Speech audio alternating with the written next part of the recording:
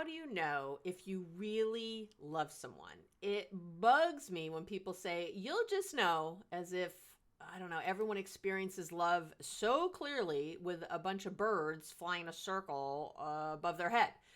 Many people have written in asking that big question, how do I know if I love someone? And today I'm going to talk about what the research says, my top 3 ways to know if you're really in love with someone, and what I think about soulmates.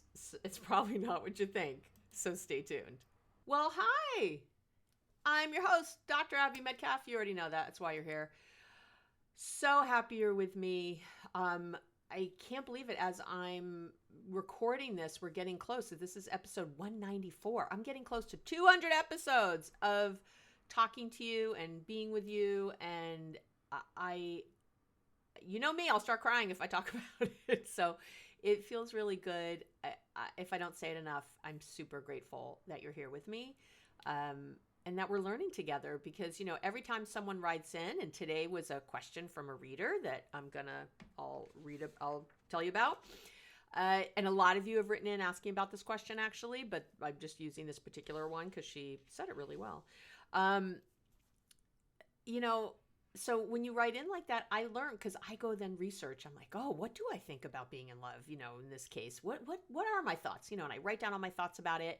Then I'm like, what does the research say? You know me, and I go research it, and I look at all the, again, evidence-based articles about it that I think are, and then I kind of bring that all together into, you know, with all my experience. I got a lot of experience now with people and the things I believe, and I put it all together and I come up with a podcast. So, and I love researching and reading. So you're always helping me get excited about a topic and learn more. And I just, you know, that to me is life. Success in life is growth and joy. And I get both of those from this podcast every time. So thank you for being here. All right. So this question came in, and I'm going to call her Marcella because I like to come up with fun names.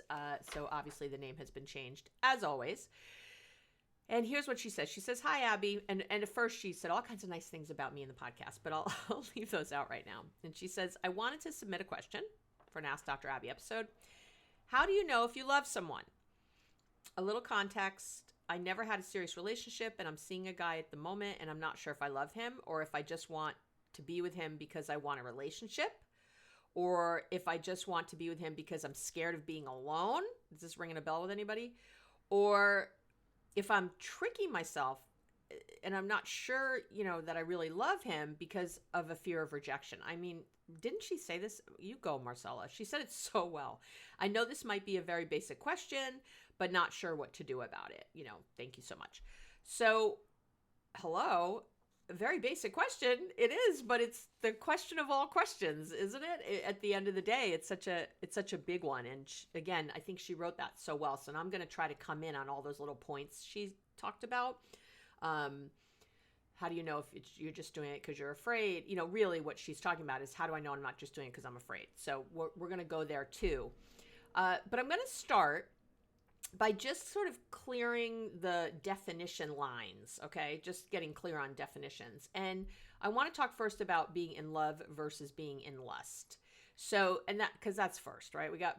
And I'm just going to spend a minute on this, but if you're trying to figure out if you really love someone, you need to make sure it's love, not lust. That's kind of the first thing. And lust and sex, or, you know, that way of being, are on that's a stage on the way to love, but these are actually very different brain processes. And if you've been listening to me for any amount of time, you know I have a hard-on for biological anthropologist Helen Fisher, who's a senior research fellow at the Kinsey Institute. And she's been studying our brains in relation to sex, love, and relationships for decades now. And I will link to her TED Talk's amazing. I'll link to all that in the show notes, abbymedcalf.com/podcast. Just come and you'll land on the page. If you also look under relationship tips and tools, that's where the blog is now. And you can find it there too. So you can get all the links and everything I'm saying in either of those places. So Fisher has identified 3 stages in relationships, and each has its own biochemicals and brain patterns. That's what's, again, it's why I have a hard on for her. In other words, so the brain of a person in lust looks different than the brain of a person in love.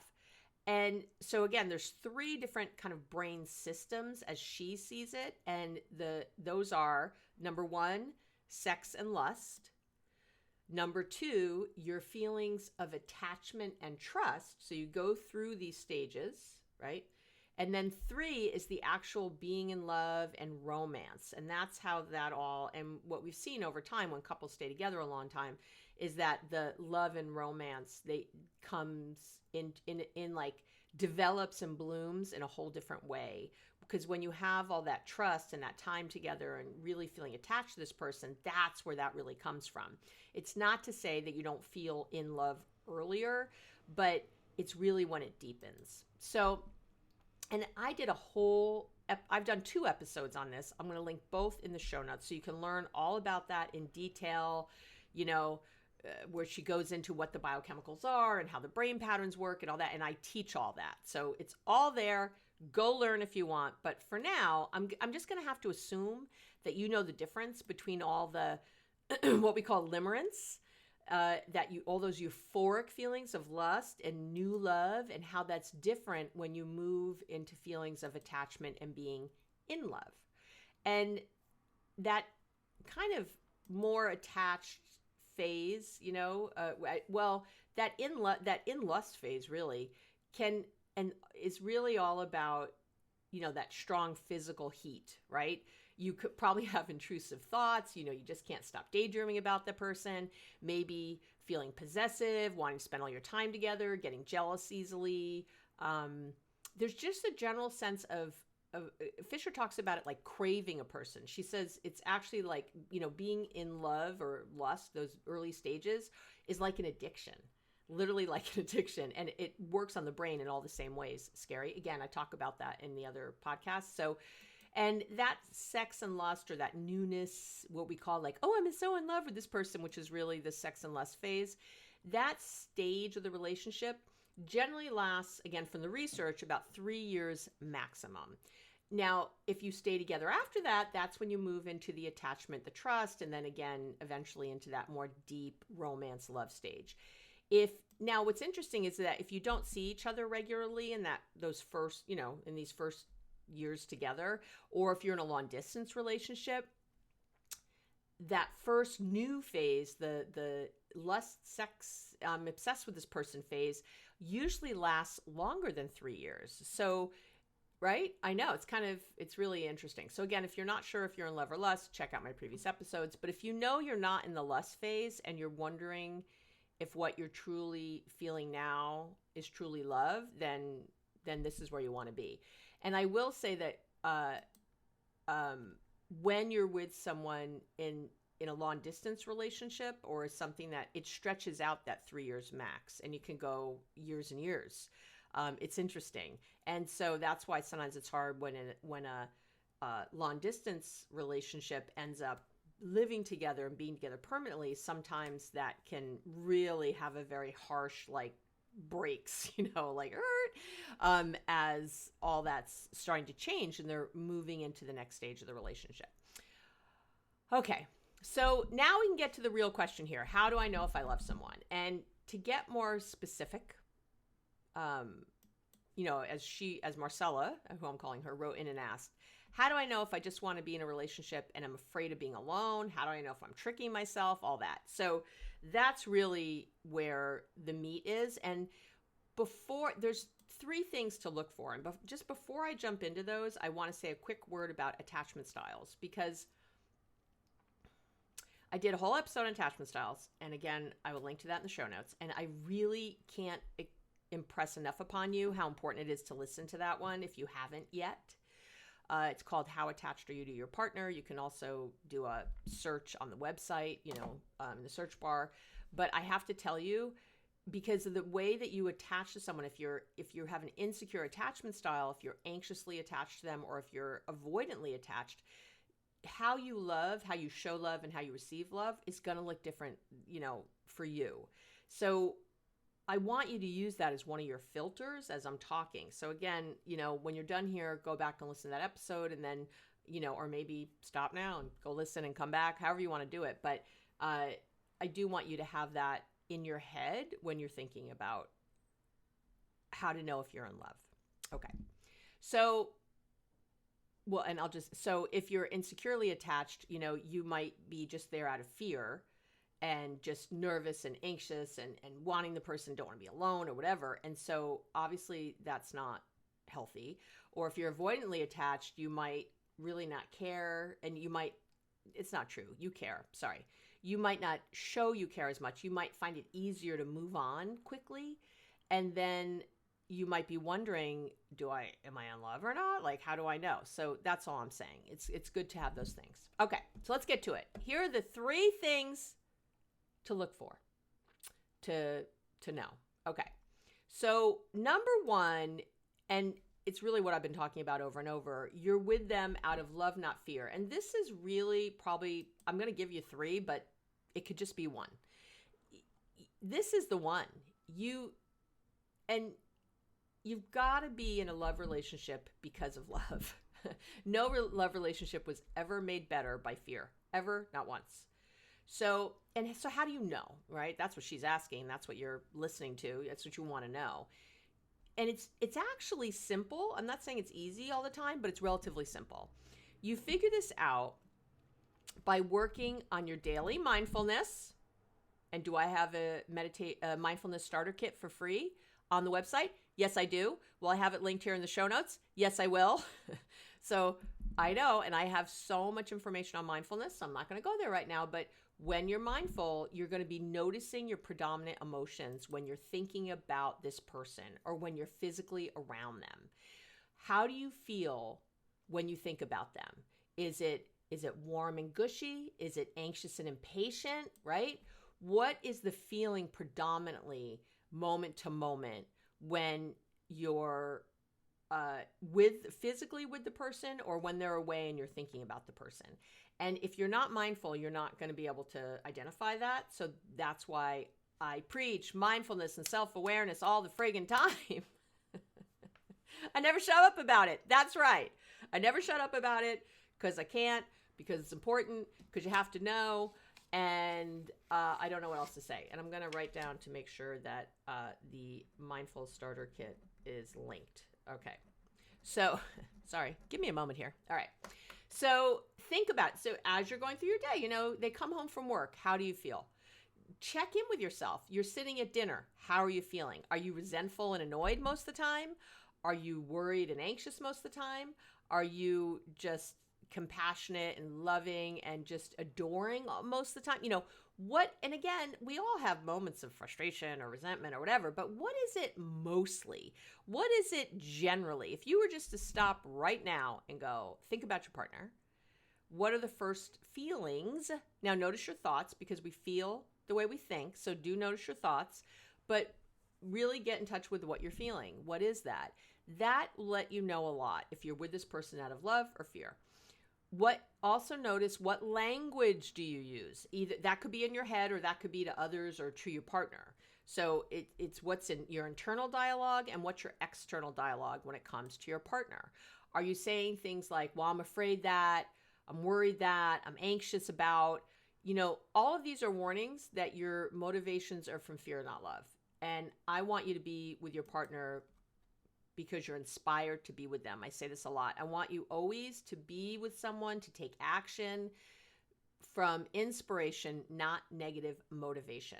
So that's huge, right? So I want you to be thinking of that. And we'll go a little deeper into that in a little later as I wrap up, but into kind of the very specific questions to be asking yourself. But right now, just take that.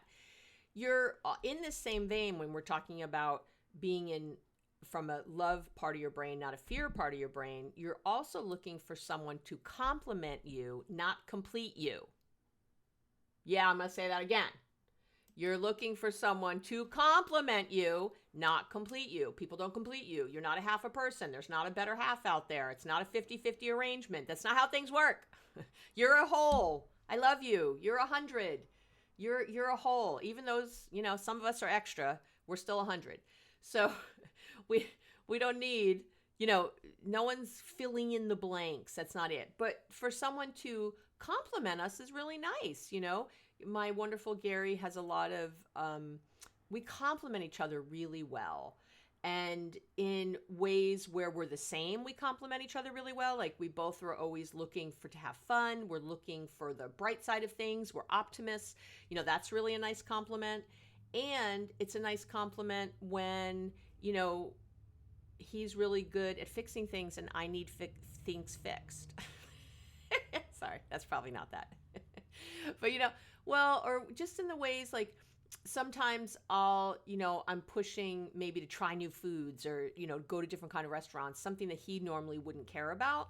And, compliments, it's like nice. It's something that sort of opens him up in a new way and gets him thinking in a new way, right? Maybe we visit somewhere that I haven't been and he has, or vice versa. It's sort of fun and we're opening each other up to new ideas. And those are wonderful ways to feel complimented by someone. But not completed. I don't have some big hole that Gary's filling. That was so sexual, wasn't it? I don't have some big hole that Gary's filling up. That's pretty funny. Come on. Chuckle with me, damn it. Have some fun. So maybe I do. What I really meant was I don't have some big problem that I can't cure myself that Gary is filling in for, right? Okay. Yeah, come on. It's all right to think a little dirty sometimes. All right. So yeah, look, I got distracted by sex and now I'm thinking about sex with Gary. Okay. So you're a whole just the way you are.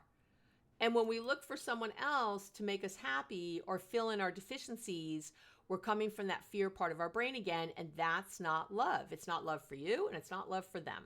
Okay. So that's that. And I've talked a lot about how it's not your partner's job to make you happy. It is not. It is your job to make you happy. That is an inside job. Don't give it to someone outside the company. Taking a sip of water. Okay. So, all right. So in that same vein, other warning signs. I'm trying to think of some other warning signs. Okay. So in that same way, let me give you some other warning signs of coming from fear and not love. Let me do that right here. Okay. I got him. I'm there. I think the top one I see when people are coming from fear is, with women especially, is a rush due to your biological clock. There's some, I'm 30, I'm 32, I'm 35. I have to find a guy. I've got to get married. I have to have babies because I don't have much time left. This anxiety about time. And men have it sometimes too. A lot of men are like, I don't want to be a dad of a 1-year-old when I'm 50. Like, I'm approaching, for them, it's definitely later. They'll say things like I'm approaching 40. And so now I want to first start, finding someone, they haven't been thinking about all this and they have different choices when it comes to it. But rushing due to your biological clock is absolutely from fear. That is not you being in love with someone. You might think you love them, but if this is your main goal or your main reason, then you need to check yourself. Worrying you'll end up alone. That's where, if you worry about that, like I'm gonna end up alone, that is coming from fear, not love. You don't consider it. I had a client with this recently. You don't consider a successful life without having a romantic partner. There's some part of you that just feels like, well, that's the whole reason for life. You get married, you have a family, you have kids, then you have grandkids, then like that's the whole reason. And you might have come from that, but it doesn't mean you're going to have that. And it doesn't mean that means your life's empty without it at all. So as a matter of fact, I think some of the best ways to be in romance and to have a partner are when we feel really full and wonderful in our own lives. And this person comes in and is complimenting us and, making our life richer and deeper and better. But it's already really rich and deep. We're not waiting for that person to do that.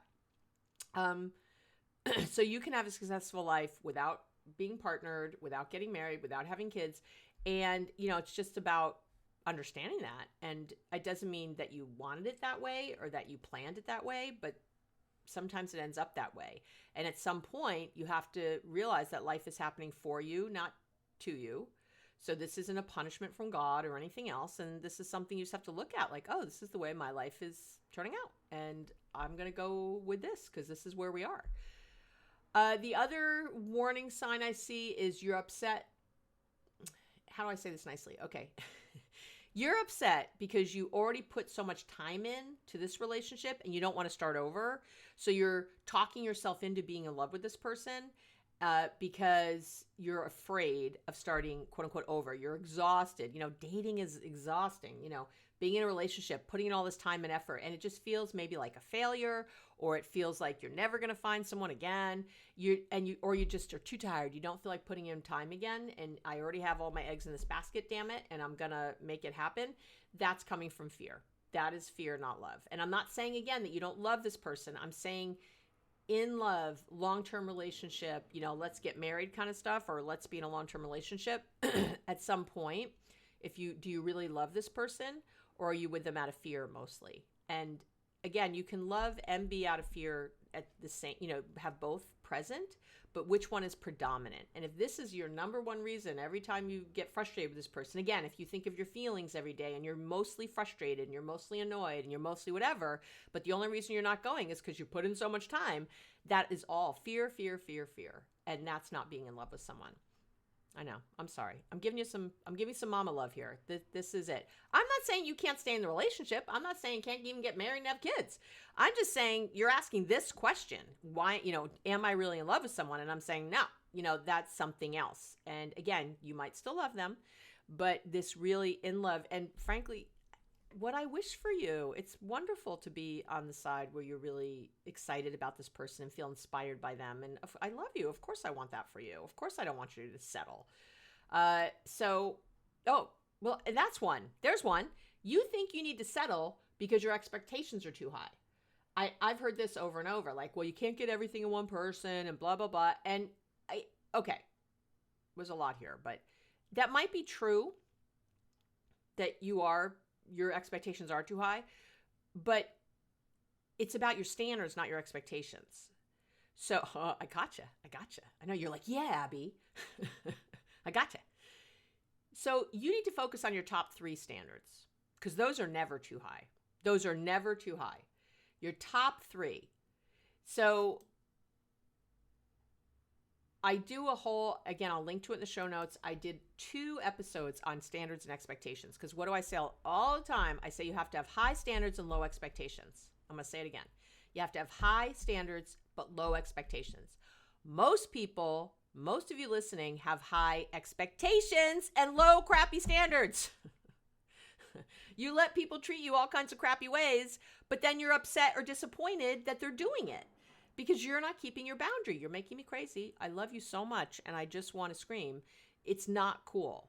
So your expectations likely may be too high. That's true, but not your standards. So focus on those. And I will also say this in this. So again, you can listen to those episodes. I have a whole worksheet on one of them on how to set your standards and your expectations and how to know which is which. And I have a whole wonderful free thing for that. So you got to love that. I'm totally taking care of you here. Go back and listen to those. But in the meantime, I also want to say something about the pro-cons list thing because I had a client come to me recently she was dating someone, and I actually had a man do this too. So, okay. Anyway, I'm thinking of this woman right now though.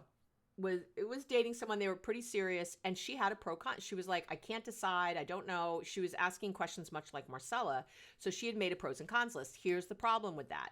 You can have 50 pros on the pro side, but the one con you have cancels those out because your standards are the 3. That should be throw away the pro and cons list and instead make a list of your top 3 standards and ask yourself, is this person meeting those?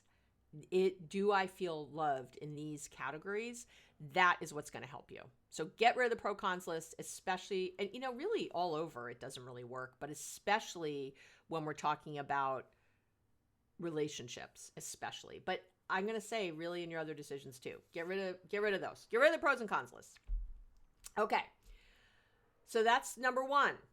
How to know if you're in love, if you're coming from love, not fear. All right. Number 2 is you can know if you're in love with someone really. Sorry, my nose is so itchy. Okay.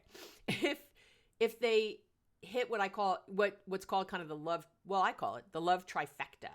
And there's a psychology professor, Robert Sternberg at Cornell University, and he and I don't know if he invented it or if he just talks about it. I've just read things that he's written, so now it's occurring to me. I don't know if he took it from somewhere else and he just studies it or what, but it's he calls it the triangular theory of love. And it basically assumes that there are 3 components to love. This is how you know if you're in love. Now, I have an argument with one of his pieces, so I'll talk about it, but I actually have a different definition for it, and then I believe it. So he talks about 3 pieces: intimacy, passion, and commitment. Okay? Intimacy, passion, and commitment. But again, I like this, but not the way they present it. Passion, as it's shown in this triangular theory, is really that sex and lust stage of the relationship, right? Having this passion for this person, you can't stop thinking about them, all that. And, if I fall in love at 80 and don't want to have sex, although I hope I do want to have sex at 80, but does that mean I'm not in love because I don't feel physical passion for this person? I don't think so. So I'm going to give you the 3, but from my perspective, okay. So again, passion, I like the idea of passion for someone, but in a broader sense. This is someone we're focused on in a love-based way. If I think about the fact that I have a passion for cooking, let's say, do you love when I get an idea? I'm like, yeah, for cooking, and relate that to the feelings I have for my partner. I like it better because I have a true, right, passion for cooking. You hear me? I have a passion for food. So cooking's part of that. I'll talk about food with anybody. I love talking about food. I'll talk about food all day. I love to eat it. I love to cook it. I love to shop for it. I love to go to restaurants. I love to talk to people about it. It's like food porn all day long, right? That's a passion for food. So I really shouldn't say for cooking. I have a passion for food. And so, but I can think about other things, believe it or not. I can have, but I like it when it's there. It's really fun and it always draws my attention. So, and if I think of that with my partner, I like it. This is someone, right, that I'm really interested in. I spend a good time thinking about them. I like to gain skills around it like you're doing right now. There's a passion for this person in general. I have a passion with Gary in so many ways. I love how he's a dad. I love watching him be a friend to people. Our goddaughter just got married. He's, walking her down the aisle, and because her dad's been absent and Gary's been there, and, I'm watching this and I'm feeling such a deep appreciation for this man who steps up so often with the people that he cares about, but with other people too. He served our country. He was in the Navy. He's someone who steps up, and I have a passion for how he is around that. I really just find it incredible. He wants to always do the right thing. That's how he, which means that you're kind to others, that you step up, that you step in, that you're loyal. These are the things. So you can tell I'm passionate about him because the way I talk about him, passionate for that man. Yeah. And yeah, I love the sex. It's great. We have awesome sex. And that's like a piece of that. We touch all the time. We love to touch. We love to physically be close. But there's that other piece where I really feel that other kind of passion for him. The intimacy. So number 2, right? There's passion and then there's intimacy. And that's the feeling people usually confuse this with sex. Intimacy is emotional closeness and connection to your partner. And obviously, I think that's being a part of being in love. You feel emotionally connected to them. You feel close to them emotionally. And I think a lot of people don't feel emotionally close to their partners, that they don't really know who they are, that don't think they're being really honest, or that you feel like, because when we feel emotionally close, there's trust, and trust is the backbone of relationships. So that I'm not just talking about trust around cheating or money or something. I'm talking about the real trust, which is trust with my feelings. I trust you that I can share something and that you're going to be loving about it. That's huge. And then number 3 is commitment.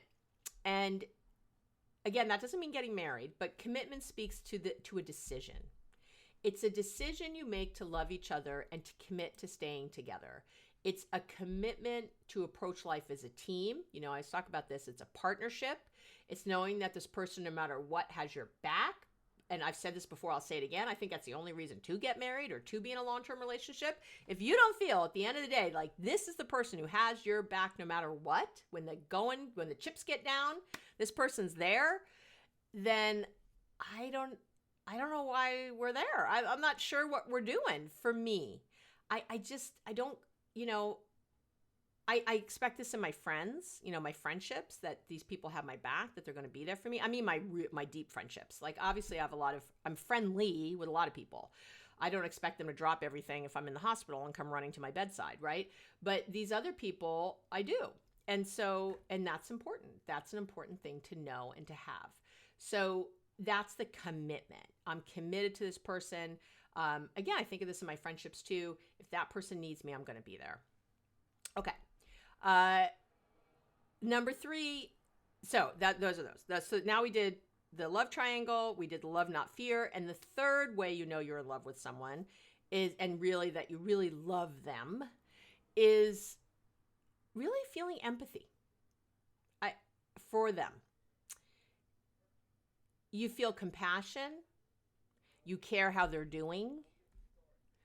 So how else do I say that? You're mindful of your partner's emotional climate. I love that. I read that somewhere about emotional climate. I like those two words together.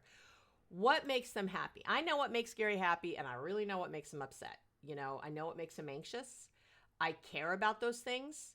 I'm not codependent. I don't want you to be codependent about it and be up all night. Oh, no, Gary's upset. Oh, no, that's not what we're doing. That's fear-based. Now we're into the insecure attachment. Now we're into anxious attachment. We don't want to be there. So I'm not talking about that. I'm talking about caring. You want to care about what your partner feels like and is thinking. You don't want to worry about what they feel like and are thinking. There's your difference. You care, you don't worry. Worry is codependent. Worry is fear-based. Care is love-based. Always, of course. It's a beautiful word. So I do care. So, for example, you know, Gary's love language is the acts of service. You can, right? It's not hard to figure out. You're in the military for years. Everything I just said about him, everyone out there could guess if you've ever done the love language quiz. You know, right? Acts of service. Oh yeah, that's Gary. So for me, I care that he cares about that stuff. So for him, you know, if I say I'm going to do something, I have to do it. If I go out of my way to pick up something for him, or, you know, if I think of him and I buy something that I know he'll like or whatever, you know, not just for his birthday, but for anything, although he loves his birthday. He's the cutest thing. This man loves his birthday. So great. I don't like my birthday. I don't need to spend any time on my birthday, but he likes it. So I make sure I have a lot of gifts. I make sure I plan special things, you know, because it's important to him, because I care about his emotional climate. Now, if I was sick in the hospital right before his birthday, oh well. You're probably not getting any gifts, my friend. You know what I mean? So I wouldn't be in the hospital going, oh my God, it's his birthday. Someone has to do something. We have to plan it. Let me make sure. I wouldn't be doing that, because that's crazy town. Crazy town. So again, there's this difference between codependency and fear-based and worry, and connection and love and empathy and compassion and care. So you want to support them in feeling safe and satisfied. You don't want to be the one, you know, who makes them feel safe and satisfied. You can't do that anyway. That's their job. But we can support them in that. So I can, you know, by doing these things that Gary likes, I can support him doing that. I can ask him questions. How you doing? Tell me more about what you're upset about, whatever, to get there, to help him feel this way. But I can't make him feel this way. Again, those are the differences there. And that's the difference. And I did a whole thing on compassion. I did a whole episode on empathy. That one really you should be listening to if you haven't yet. That is a real key in all relationships. So you can go deep there. All right. So those are the 3. And now, before we close, I just want to say a word about soulmates, because I get asked a lot about soulmates and being in love. I'm going to take another sip of water because this is so big. And What do I think about that? Well, because people are like, well, you're so in love with Gary and he's so great. I'm like, yeah, but I don't think he's my soulmate. Okay. I think the notion of soulmates has really, I'm going to swear, has really fucked people up when it comes to love. You know, I don't swear often. I do it when it's important, and it's important to say it now. The idea of having a soulmate comes from scarcity. That is a fear-based brain. It comes from this idea that there's one person out there for you, and if you blow it, you're screwed. That's it. They're a unicorn. There's this one person. This notion keeps people in unhealthy relationships. It has them lower their standards. It creates self-doubt. It creates regret. It makes me nuts. As I would say, as a relationship guide, it's one of the things that makes me just want to scream and run naked through the woods is the soulmate thing. People just get so screwed up. I got this one, I blew it with this person. If you had someone you were deeply in love with and it didn't work and you're not with them anymore, and I don't even care what you did. I don't care if you cheated. I don't care what happened. You're not supposed to be with them. Maybe it was your subconscious creating you cheating because you knew they were wrong for you in some way. I don't know, but it happened for a reason. Life is happening for you, not to you. Let it go. This was not the only person. We have many soulmates in our lives, right? But when we talk about self-doubt, regret, anxiety, scarcity, these words have nothing to do with love. Nothing to do with love. Love is expansive. It's open. It's willing. It's eager. It's thoughtful. It's fun. It's kind. It's gentle. I'm on a soapbox, aren't I? I'm preaching. Preach, Abby. Preach. Sorry, might have gotten a little carried away there. Love-based relationships are built on feelings of cooperation, compassion, and connection. And when we start getting worried that we've missed the boat or anxious that we're not trying hard enough to keep our partner, those aren't love-based thoughts or feelings, and they've got no room, no place in your relationship. There isn't one perfect person out there for you. You're not missing a piece of yourself without them. Again, I said it before, you're not a half person waiting for the other 50%. This idea that you're a lock and they're the key that will open you up and that you're the hand and they're the glove. You know, again, these are concepts grounded in friggin' fear, and it's bullshit. So let it go. They say you're not enough on your own or that you're not complete unless you're in a long-term, romantic relationship. And these are ideas grounded. They're in oppression. They're in misogyny, fear. And again, they have no place in a love relationship. So, but I'm not saying you can't have a soulmate. I know you're about to get off the podcast. And if you got off too early, you're sending me hate mail right now without listening all the way through. I'm not saying you can't have a soulmate. I'm saying you're going about it all wrong. You don't find a soulmate. You create a soulmate relationship together. And I'm going to say it again. Oh, that was good, Abby. That was some bumper sticker shit right there. That was yeah. I should get a t-shirt with that. I do have merchandise on the website, but it doesn't say that. Maybe I'll add it. If you want to support me, by the way, go on over to the website. Buy some merchandise. Help support the podcast. Okay. Because it's cool and it's great. You can be reminded in wonderful ways of how much love you have in your life. All right. You don't find a soulmate. You create a soulmate relationship together. It is the truth. I think you can have many soulmates. It's all about what you create with another person. And as we grow and as we change, we create different things. We're capable of different things. What I was capable of in a love relationship when I was 25 and what I'm capable now in a love relationship in my late 50s is so different. I'm so much better at it. Of course I am, because it's a skill like anything else. Loving people is a skill, and I've gotten better at it over time.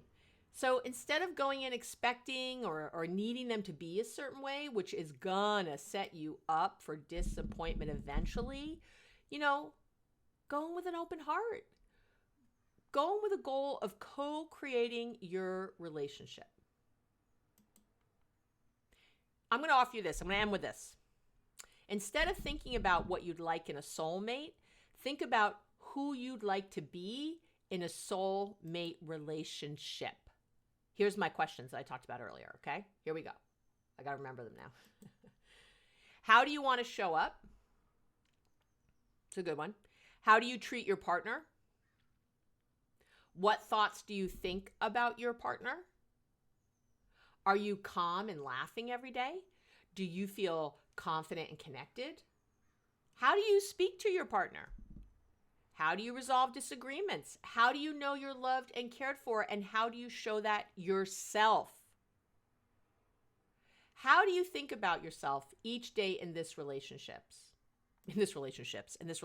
Sorry. Oh, you might be in a throuple. That's okay. Right? How do you do that? And how are you leading to love every day? These are how you create a soulmate relationship. And these are how you put your part in. Your soulmate relationship is something you co-create not once, but every single day. Right?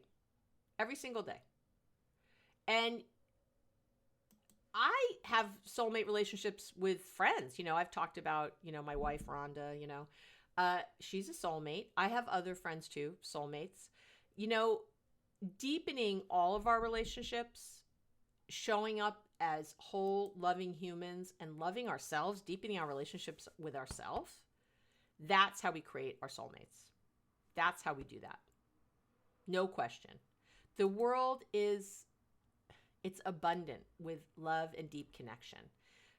Start with you and you're going to find that your soulmates are everywhere. What a nice way to end.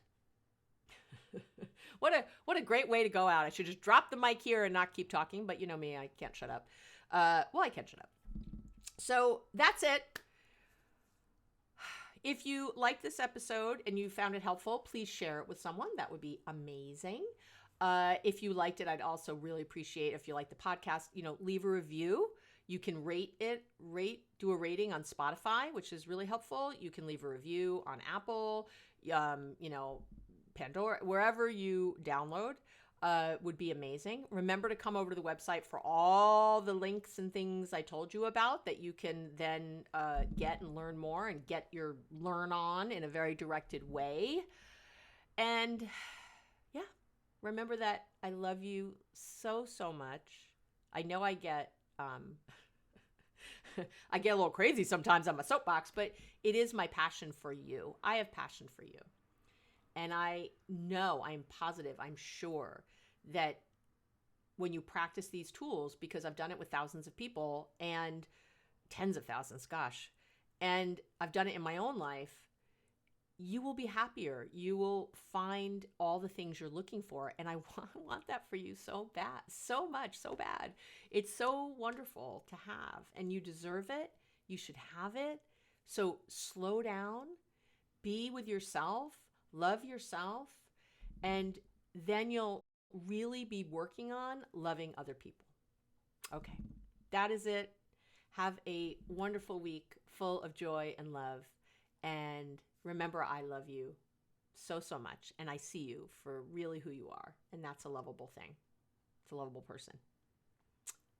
I'll talk to you soon.